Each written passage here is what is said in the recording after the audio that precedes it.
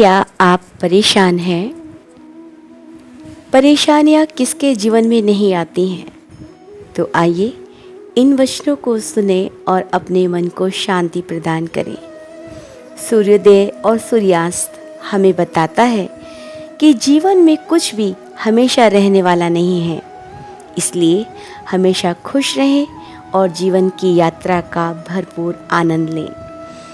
कभी यह सोचकर कमज़ोर मत पड़ना कि आप अकेले हो, बल्कि यह सोचकर डटे रहना कि आप इन सब के लिए अकेले ही काफ़ी हो। किसी का भी उदय अचानक नहीं होता, सूर्य भी धीरे धीरे निकलकर ऊपर उठता है। जिसमें धैर्य और तप की क्षमता है, वही संसार को प्रकाशित करता है। जीवन में खुशी का अर्थ लड़ाइयाँ लड़ना नहीं, बल्कि उनसे बचना है।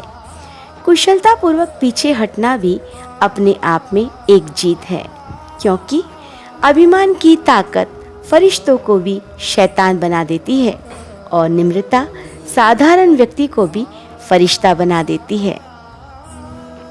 कोई सराहना करे या निंदा, लाभ हमारा ही है, क्योंकि प्रशंसा प्रेरणा देती है और निंदा हमें सुधरने का अवसर। गुणों के सहारे ही व्यक्ति सफल हो पाता है, मगर विनय और विवेक साथ हो तो वो शिखर छू जाता है। शब्द कितनी भी समझदारी और सरलता से बोला जाए, सुनने वाला अपनी योग्यता और मानसिकता के अनुसार ही उसका अर्थ समझता है। हमें अपने रिश्तों की कदर भी अपने पैसों की तरह ही करनी चाहिए, क्योंकि इन दोनों को कमाना काफ़ी मुश्किल है, पर इन दोनों को गंवाना काफ़ी आसान। नज़रअंदाज करो उन लोगों को जो आपके बारे में पीठ पीछे बातें करते हैं, क्योंकि वो उसी जगह रहने लायक हैं, आपके पीछे।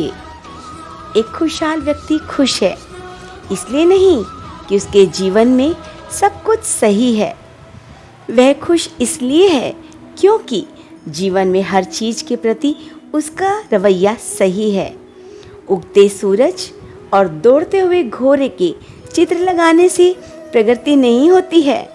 प्रगति के लिए सूरज के उगने से लेकर डूबते तक घोड़े की भांति दौड़ना पड़ता है। हमारा सार्थक उद्देश्य और हमारा सुनियोजित प्रयास ही हमें अपने गंतव्य तक पहुंचा सकता है। आज के इस वैश्वीकरण के युग में हमें सृजनशीलता, उद्यमशीलता और उपजीवता और मौलिकता होनी चाहिए, तभी हमारी उपदेयता अधिक होगी।